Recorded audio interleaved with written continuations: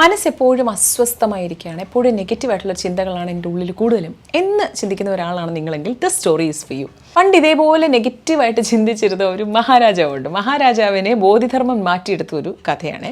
എന്ന് വെച്ചാൽ എല്ലാ കാര്യങ്ങളും വളരെ നെഗറ്റീവായിട്ട് കണ്ടിരുന്ന, മനസ്സിനൊരു സമാധാനവും കൊടുക്കാത്ത, ഒരു സമാധാനവും ഇല്ലാത്ത ഒരു മഹാരാജാവ്. എപ്പോഴും നെഗറ്റീവ് ചിന്തകളാണ്. അപ്പം മഹാരാജാവ് ഇങ്ങനെ ചിന്തിച്ച്, എങ്ങനെയാണ് എൻ്റെ ഈ ചിന്തകളിൽ നിന്ന് എനിക്കൊരു മുക്തി നേടാനാവുക? ബോധിധർമ്മനോട് തന്നെ ചോദിക്കാം, മഹർഷിയോട്.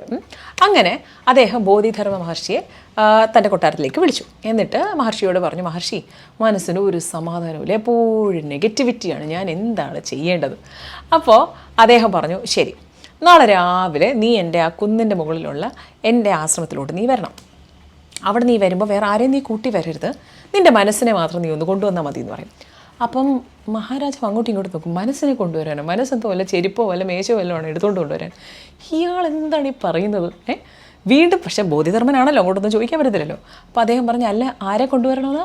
അപ്പം ബോധിധർമ്മ മഹർഷി പറയും, മനസ്സിനെയും കൂടെ കൊണ്ടുവന്നോളൂ, വേറെ ആരെയും കൊണ്ടുവരണ്ട. അപ്പം പുള്ളിക്ക് ചേട്ടാ ഇതൊരു വല്ലാത്തൊരു കുരുക്കായി പോയല്ലോ, തലയൊക്കെ കുലുക്കുവേ. പിറ്റേ ദിവസം രാവിലെ അദ്ദേഹം എന്ത് പറ്റും, അദ്ദേഹത്തിൻ്റെ ആ ഒരു കുടിലേക്ക് പോകും, ആശ്രമത്തിലേക്ക് പോകും. അപ്പം പുള്ളി ഇങ്ങനെ അങ്ങോട്ടും ഇങ്ങോട്ടും നോക്കും, എന്ത് ചെയ്യേ? അപ്പം രാജാവ് ചോദിച്ചു, ആര്? മനസ്സെന്തി? അപ്പം രാജാവ് പറഞ്ഞു, അല്ല, അങ്ങ് തന്നെ കളിയാക്കുവാണോ? മനസ്സ് എന്തെങ്കിലും ആളോ അല്ലെങ്കിൽ സാധനമോ വല്ലതും ആണോ കൊണ്ടുവരാൻ? അത് എൻ്റെ ഉള്ളിലല്ലേ ഇരിക്കുന്നത്. അപ്പം മഹർഷി പറയും, അപ്പം തനിക്കറിയാം താങ്കളുടെ ഉള്ളിലാണ് ഇതിരിക്കുന്നതെന്നുള്ളത്. ശരി, എന്നാൽ ഉള്ളിലുള്ള മനസ്സിനെ നമുക്കൊന്ന് കണ്ടുപിടിച്ചാലോ എന്ന് പറഞ്ഞിട്ട് അദ്ദേഹത്തിനെ ഒരു സ്ഥലത്തേക്ക് കൊണ്ടെത്തും. അപ്പോൾ ഇപ്പുറത്താണെങ്കിൽ ഒരു വലിയൊരു ഭിത്തിയുണ്ട്, ഒന്നുമില്ലാത്തൊരു ഭിത്തി. അപ്പോൾ പെയിൻറ്റിങ്സോ അങ്ങനെയൊന്നുമില്ല, പ്ലെയിൻ ആയിട്ടുള്ളൊരു. അപ്പം അദ്ദേഹത്തിനോട് പറയും, കുറേ നേരം താങ്കൾ ആ ഭിത്തിയിലൊന്ന് നോക്കിയിരിക്കൂ, എന്നിട്ട് താങ്കളൊന്ന് കണ്ണടയ്ക്കൂ, എന്നിട്ട് എവിടെയാണ് താങ്കളുടെ മനസ്സെന്നൊന്ന് കണ്ടുപിടിക്കാൻ പറയും.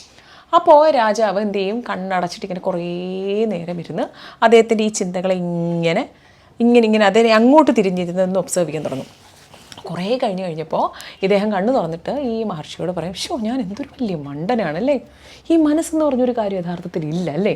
അപ്പോൾ മഹർഷി ചിരിച്ചിട്ട് പറയും, ഈ മനസ്സ് എന്ന് പറയുന്ന ഒരു കാര്യം നമ്മുടെ ഈ കൈ പോലോ അല്ലെങ്കിൽ കാല് പോലോ കണ്ണ് പോലോ അങ്ങനെയുള്ളൊരു സംഭവം അല്ല. It is actually R actions.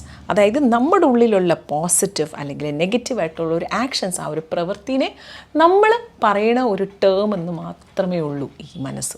നിങ്ങൾക്കിതേപോലെ എന്തെങ്കിലുമൊക്കെ ഒരു പ്രശ്നം ലൈഫിലുണ്ടെങ്കിൽ കണ്ണടച്ച് കുറച്ച് നേരം ഉള്ളിലേക്ക് തന്നെ തിരിഞ്ഞിട്ട് ഇതിനെ നിങ്ങളൊന്ന് ഒബ്സർവ് ചെയ്യാൻ നോക്കുക, ഈ നെഗറ്റീവ് തോട്ടുകളെ. അപ്പോൾ ഓരോന്നായിട്ട് നമ്മുടെ ചിന്തകളിൽ തന്നെ നമുക്കൊരു ക്ലാരിറ്റി കിട്ടും.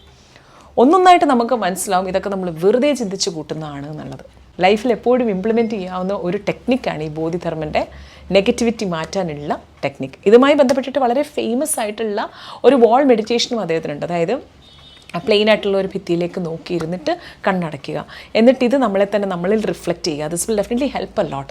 കാര്യം എപ്പോഴും നമുക്ക് നമ്മുടെ ആ ഒരു ഗോളിലേക്ക് കൊണ്ടെത്തിക്കാത്ത ലൈഫിൽ എപ്പോഴും നമ്മൾ ഓബ്സ്റ്റക്കിൾസ് നേരിടുന്നതിൻ്റെ ഒരു പ്രധാന പ്രശ്നം ഒന്നുമില്ലാത്ത ഈ ചിന്തകൾ മാത്രമാണ്. Okay, so try it out.